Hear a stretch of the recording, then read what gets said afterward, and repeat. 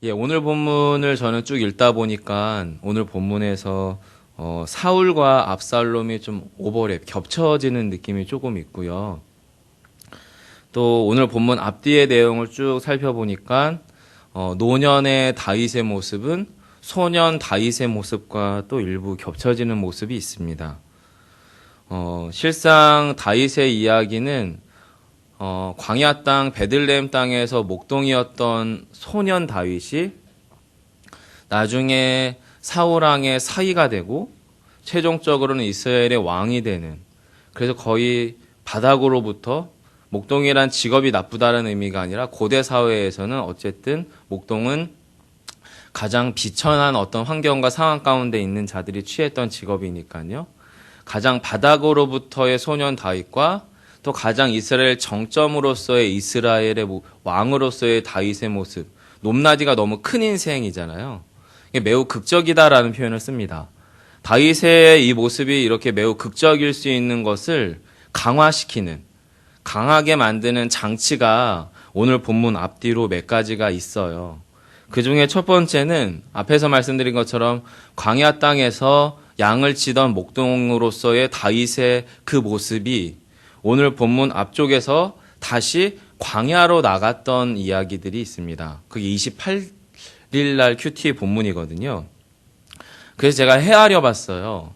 도대체 예루살렘에서, 그러니까 헤브론에서 왕이 됐던 시간은 7년 6개월밖에 안 됐으니까 어찌되었든 이스라엘의 최종적인 왕, 예루살렘이라고 하는 대수도에서 왕이 됐던 시간으로부터 바로 왕궁에서, 이스라엘에서 가장 화려하고 가장 평안하고 또 가장 강력한 영향력을 행사했었을 왕궁에서 다시 광야 땅으로, 다시 밑바닥으로 미끄러져 가기까지 얼마의 시간이 걸렸나? 이걸 이제 제가 성경 구절 몇 구절을 쭉 찾아보니까 대략 40년 걸렸습니다. 왕궁까지 올라가는 시간도 10몇 년 걸렸지만 왕궁에서 다시 미끄러져서 광야로 내몰리는 시간이 이제 40년 정도가 걸렸고요. 그리고 헤브론에서 왕이 됐을 때, 유다 지파의 소국의 왕이 됐을 때가 나이가 대략 30세였는데 지금 다시 이스라엘에서 정점에서 왕이 된, 예루살렘에서 왕이 된 시간으로부터 나이가 보니까 쫓겨나는 시간, 압살롬에서 쫓겨났던 시간이 대략 76세, 즉 70대 중후반의 나이에 이제 쫓겨나는 거예요.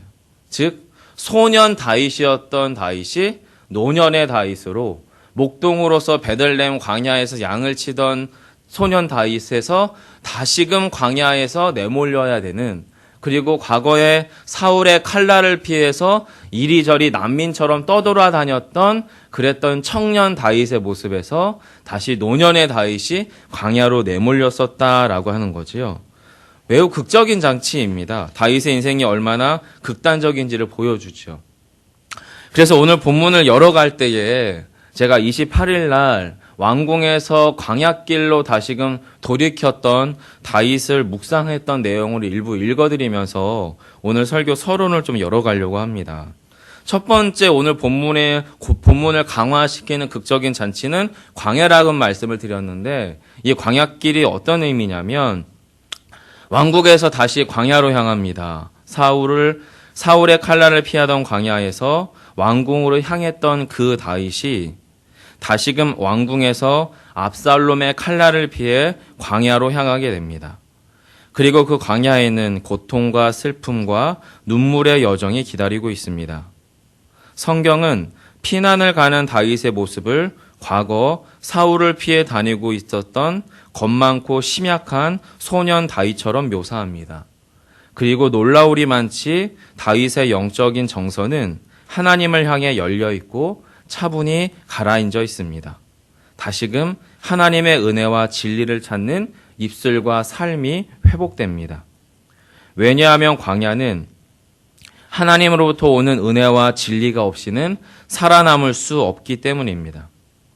어차피 광야는 모든 생명이 살아갈 수 없는 최소한의 조건 자체가 없는 광야이기에 살아 숨쉬는 것조차 은혜이며, 내일을 기약할 수 없는 광야에서 내일을 살아가게 하는 힘은 흔들리지 않는 진리로부터 오는 소망이기 때문입니다.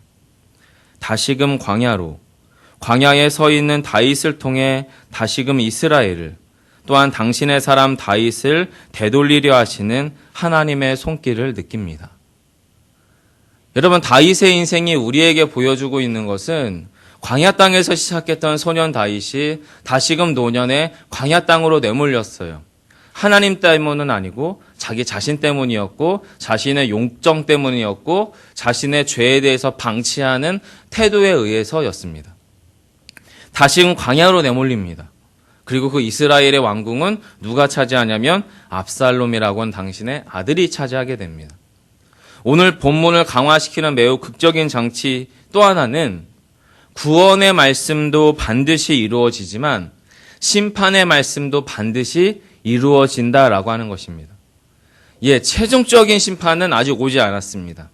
하지만 이스라엘에서 다윗이 왕이라고 하는 것에 대한 그의 개인적 이스라엘의 역사 안에서의 심판은 반드시 임한 거지요. 그리고 다시금 그 구원, 멸망의 심판 이후에 다윗의 개인적 구원과 이스라엘의 개인적 구원의 심판도, 구원의 말씀도 반드시 다시 이루어지게 됩니다. 여러분, 본문 22절과 23절을 한 번 더 같이 읽어주시기 바랍니다. 22절, 23절 함께 읽겠습니다. 시작. 이에 사람들이 압살롬을 위하여 옥상에 잡아갔으니 압살롬이 온 이스라엘 무리에 앞에서 그 아버지의 후손들과 더불어 동침하니라. 그때 아히도벨이 베푸는 계략은 사람이 하는 일에 부어서 다른 말씀과 같은 것이다.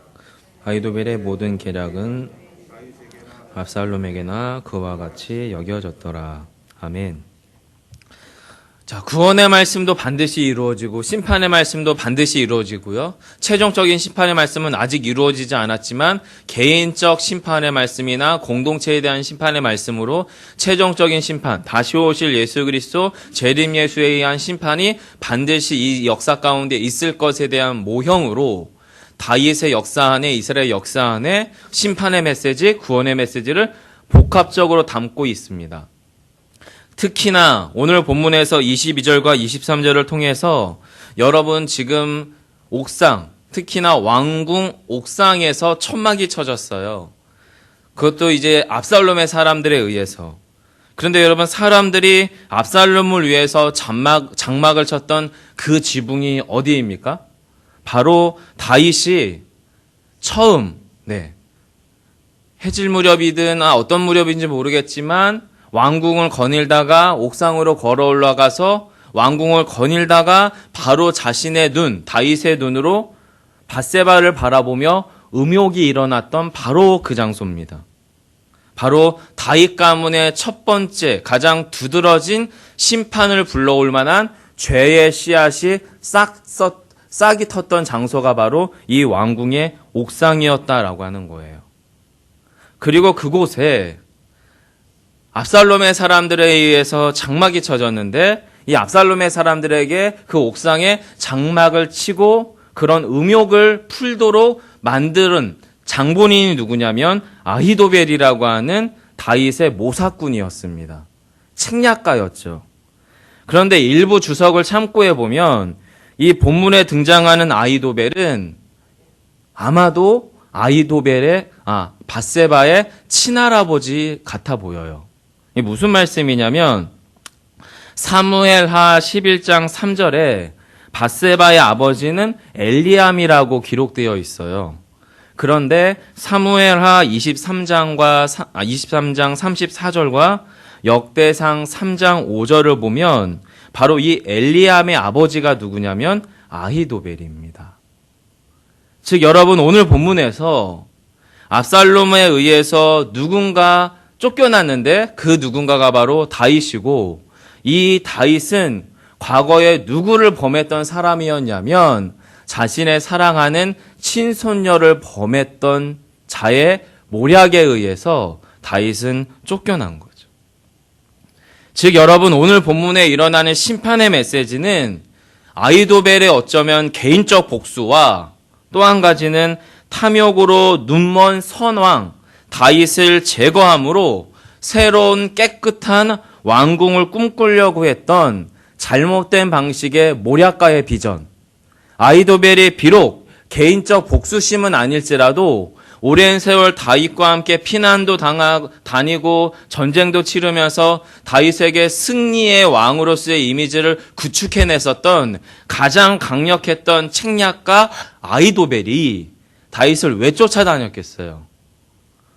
선한 왕이었으니까, 이스라엘을 꿈꾸게 하는 왕이었으니까, 그런데 그 꿈도 사라지고 선함도 사라진 왕을 내가 끌어내리고 새로운 왕국을 세우겠다라고 하는 어쩌면 자기 나름의 선한 욕심, 선한 비전에 사로잡혀 있는 모략가의 비전 때문에 아히도벨이 배신했을 수도 있겠어요.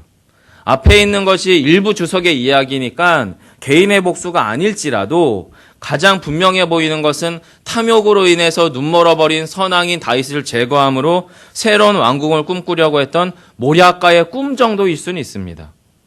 그리고 무엇보다 오늘 본문에서 성경은 분명히 나단 선지자에 의해서 백주대 낫에 너가 범했던 그 범죄가 여실히 드러나게 될 것이라고 했던 나단 선지자의 쓰디쓴 예언의 말씀이, 심판의 말씀이 오늘 본문에서 맞물려 돌아갑니다. 아히도벨의 개인적 복수, 그리고 선왕을 제거하며 새로운 왕국을 꿈꿨던 어떤 일부 모략가의 꿈, 그리고 무엇보다 심판의 말씀이 맞물려서 그 성취가 함께 돌아가면서 오늘 본문의 비극적인 역사를 만들어내고 있다라는 거예요. 그러면 여러분, 오늘 본문에서 우리가 어떤 영적인 교훈을 발견해야 될까요? 여러분, 오늘 본문에서 우리는 이중적인 메시지를 발견해야 됩니다. 그게 여러분 17절과 18절입니다. 함께 읽어보겠습니다. 함께 합니다. 압살롬이 후세에게 이르되 이것이 내가 친구를 후대하는 것이냐? 내가 어찌하여 내 친구와 함께 가지 아니하였느냐 하니 후세가 압살롬에게 이르되 그렇지 아니하니이다. 내가 여호와와 이 백성 모든 이스라엘의 택한 자에게 속하여 그와 함께 있을 것이니이다. 아멘. 여러분, 오늘 이 본문 17절과 18절은 은근히 비꼰 이중적인 메시지가 담겨져 있어요.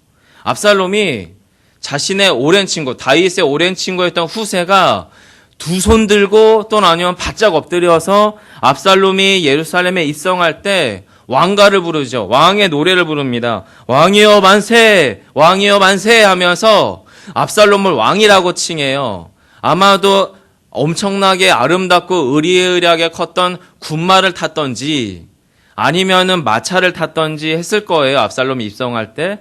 그 압살롬이 그렇게 입성할 때, 그리고 이 후세의 이 외침을 들을 정도면 후세가 얼마나 정말로 열렬히 또는 격렬하게 크게 외쳤을지 모르겠어요. 그런데 왕의 군마가 행진하는 소리가 멈춰 세워질 만큼 후세의 외침이 엄청 컸었던 것 같습니다. 과장돼 있죠. 과장돼 있죠. 왕이여 만세 만세 하니까 압살롬의 후세를 비꼽니다. 야, 이것이 너의 친구 다윗을 선히 대하는 거냐? 후대하는 거냐? 너가 어찌하여 너희 친구 다윗과 함께 가지 아니하였느냐라고 비꼽니다.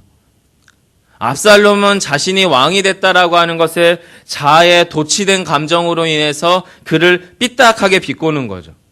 다윗의 친구 하면서 실상은 자기 앞에 무릎 꿇고 있는 후세를 보며 스스로 어쩌면 자기 만족에 빠져 있는 압살롬의 이중적인 감정이고요. 동시에 그리고 이 후세는 역시 마찬가지죠. 눈으로는 압살롬에게 만세 만세했지만 실상은 누구를 후대하고 있습니까? 다윗을 후대하고 있습니다. 어제 본문에서 다윗과 작전을 짜죠. 나의 친구 후세 당신은 다시금 왕궁으로 돌아가서 압살롬의 마음을 얻어서 우리가 다시금 일어날 때를 기다리자라고 하는 게 어제 본문이었거든요. 첩자로 들어가는 겁니다. 다윗의 간첩으로 들어가는 거예요. 즉 후세의 감정도 후세의 언어의 메시지도 이중적이다라고 하는 거예요. 그러면서 18절에 후세가 이렇게 얘기합니다. 내가 여호와와 이 백성 모든 이스라엘의 택한 자에게 속하여 그와 함께 있을 것이니이다. 자, 이것은 압살롬의 마음을 시원하게 할 만한, 압살롬의 기쁨, 기분을 좋게 할 만한 앞에서의 메시지지만 동시에 그 시면 후세의 진심으로는 나는 여전히 여호와와 이 백성 모든 이스라엘이 택한 다윗에게 속한 자입니다 라고 하는 이중적인 메시지가 담겨져 있는 이야기가 17절과 18절이다 라고 하는 겁니다. 자, 그럼 여러분 질문은 과연 후세는 아히도벨 같은 동일한 모략가였는데 왜 아히도벨과 다른 선택을 했을까요? 왜 후세는 다윗을 선택하고 압살롬을 버리고 아히도벨처럼 다윗을 배신하고 압살롬을 취하지 않았을까요? 그 차이를 만드는 이유가 무엇이겠습니까? 왜냐하면 여러분 기본적으로 후세에게는 이스라엘의 왕은 고대 근동에서 왕이 세워졌던 역성혁명, 거스리는 역사입니다. 밑으로부터 올라오는 역사입니다. 왕궁 안에서 일어났던 자발적인 반역의 힘이었던 그 당시 고대 근동에서 일어났던 모든 왕이 무너지고 왕국이 무너지고 새로운 국가가 서고 새로운 왕이 일어났던 역성혁명의 방식이 아니라 이스라엘의 왕은 오직 하나님의 기름 부으심과 하나님의 말씀, 신탁을 통해 세워지는 것을 믿었던 사람이 바로 후세였습니다. 누가 그랬던 것처럼요? 다윗이 그랬던 거죠. 하나님의 기름 부으심을 받은 왕이었던 사울을 절대 자신의 손으로 해하지 아니하려고 했던 다윗의 믿음처럼 후세에게는 그 믿음이 있었고 아히도벨에게는 그 믿음이 없었습니다. 사랑하는 성도 여러분, 지금 다윗은 실패한 사람입니다. 다윗은 하나님도 버렸고 이스라엘도 버렸고 이스라엘 백성들을 돌아보는 것도 놓친 눈먼 왕이었습니다. 무기력한 왕이었고요. 잘못된 왕이었습니다. 아히도벨이 반란을 꿈꿀 수밖에 없도록 만든 왕이었습니다. 하지만 그는 하나님이 기름 부어 세우신 하나님의 사람이었습니다. 후세는 그것을 믿었어요. 그래서 세상의 방식으로 이스라엘을 뒤집을 수 없었어요. 하지만 아히도벨은 세상의 방식으로, 나만의 방식으로 이스라엘을 뒤집을 생각을 했던 사람이었던 겁니다. 오늘날 저와 여러분의 삶의 자리에 이건 하나님의 뜻일 수 없어. 이건 하나님의 마음이 아니야. 지금 나의 이 삶의 현장에서 나타나는 이 모든 고난과 이 모든 고통의 역사들은 도저히 기다릴 수 없어. 이젠 내가 나만의 방식으로, 내 방식으로 문제를 해결해야 될 거야 라고 하는 방식이 우리 안에 꿈틀거릴 수 있어요. 하지만 하나님의 뜻이, 하나님의 방식이 아닌 이상 믿음의 사람은 여러분 기다릴 줄 알아야 됩니다. 우리의 교회 공동체가, 여러분의 목장이, 여러분의 마음 가운데 이곳에 은혜가 멈췄다는 판단은 여러분의 자기 판단일 수 있는 겁니다. 우리 가정의 배우자가 믿음의 자리에서 떠나버린 것, 돌이킬 수 없다고 스스로 단정짓는 것, 여러분 잘못된 영적인 착각이십니다. 그 모든 판단과 이 모든 결정은 하나님이 하신다는 거예요. 개인의 구원도, 공동체의 구원도, 구원의 회복도, 교회의 회복도 하나님이 하시지 저와 여러분이 하는 일이 아니라는 겁니다. 비록 말이 안 되는 왕이 그 꼭대기에 앉아 있을지라도, 비록 말이 안 되는 가장이 여러분의 가정의 가장일지라도, 여러분의 가정 안에 말이 안 되는 자식이 여러분과 더불어 살아가고 있을지라도 그들의 삶을 구원으로 인도해내시는 그 일은 하나님이 하신다는 겁니다. 그 믿음이 우리의 삶의 가장 기본적인 태도를 바꾼다라고 하는 겁니다. 더 무서운 건요, 여러분. 하나님의 사람이 미끄러져서, 하나님의 사람이 죄의 자리로 미끄러지고 하나님의 자리를 떠나서 전혀 눈먼 자처럼 하나님의 은혜와 진리를 저버린 자로 살았던 이 다윗을 다시금 광야로 일으켜 세워서 소년 다윗의 영적 감성을 불러일으켰던 하나님의 그 구원의 손길이 다윗에게 행했던 것처럼 하나님은요, 저와 여러분 가운데에서 여러분이 세상의 방식으로, 나만의 방식으로, 자아의 자기 욕심에 따라 취했던 세상의 방식을 사용함으로 하나님께로 돌이키지 않는다면 하나님은 우리를 당신의 방식으로 공의와 정의의 자리로, 사랑의 국률의 자리로 다시금 불러 세우신다는 거예요. 그게 여러분 23절입니다. 읽어드릴게요. 그때의 아히도벨이 베푸는 계략은 사람이 하나님께 물어서 받은 말씀과 같은 것이라. 아히도벨의 모든 계략은 다윗에게나 압살롬에게나 그와 같이 여겨졌더라. 이게 좀 무슨 이야기냐면 아히도벨의 그 당시에 영적인 영향력이나 지적인 영향력들이 그 당시 하나님께로부터 말씀, 약속의 말씀을 받는 신탁 행위와 동격이었다는 거예요. 같은 수준이었다는 거예요. 아히도벨이.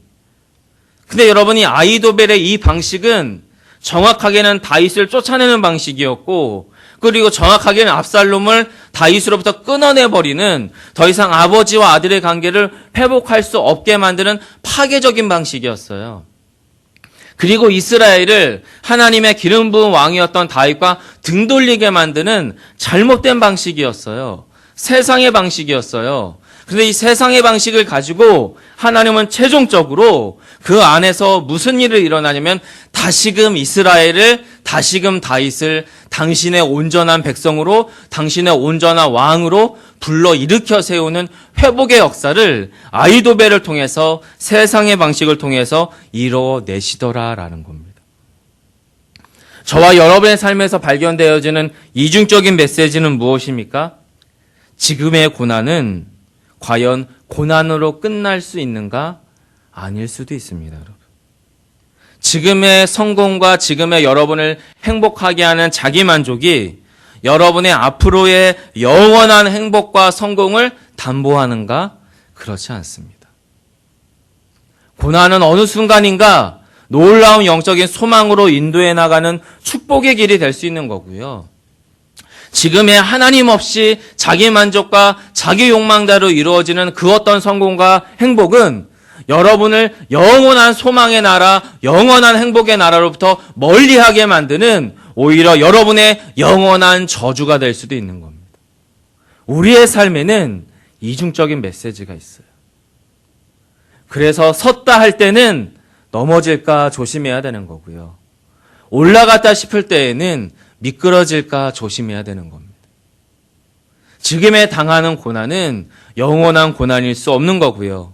지금에 누리는 행복은 영원한 행복일 수 없다라고 하는 겁니다. 그래서 저와 여러분이 이 땅 가운데에서 하나님의 방식으로 하나님의 나라를 세워가지 않는다면 하나님은 오히려 우리의 삶으로 오셔서 세상의 방식을 들어서라도 저와 여러분 안에 또 우리 안에 하나님의 나라를 세워 가실 것입니다. 왜냐하면 구원을 위한 심판의 메시지가 필요하다면 하나님은 그 심판을 멈추지 않으실 것이기 때문입니다. 사실 압살롬의 이야기는 저에게는 이 묵직한 이중적인 메시지가 들립니다. 사랑하는 성도 여러분, 무더운 우리의 삶의 현장 가운데에서 오늘도 나 자신의 일신의 행복을 위해서 살아가고자 오늘 여러분의 몸을 일으켜 세우셨습니까? 다시금 여러분의 몸을 하나님 앞에 세우시기 바랍니다. 그리고 이 땅에서의 일시적인 행복이 아닌 영원한 소망과 영원한 행복 대신 예수 그리스도에게로 여러분의 시선을 옮기시기 바랍니다. 그리고 거기에서부터 물으십시오. 오늘 내가 무엇을 할지, 무엇을 생각할지, 어떠한 삶을 살지, 세상의 방식이 아닌 하나님의 방식을 묻는 저와 여러분 되시기를 소망합니다. 그리고 여러분의 삶의 공동체 안에, 여러분의 삶의 자리에 미끄러져 있는 다윗처럼 믿음의 자리에서 떠나 있는 배우자, 믿음의 자리에서 떠나 있는 자녀, 믿음의 자리에서 떠나 있는 공동체 안에 설령 계실지라도 그 가운데서 후세처럼 영원한 하나님의 역사와 일하심이 이루어지기까지 믿음으로 기다리십시오. 그 믿음은 여러분을 천국으로 인도하기에 충분한 생명의 믿음이 될 것입니다. 기도하겠습니다.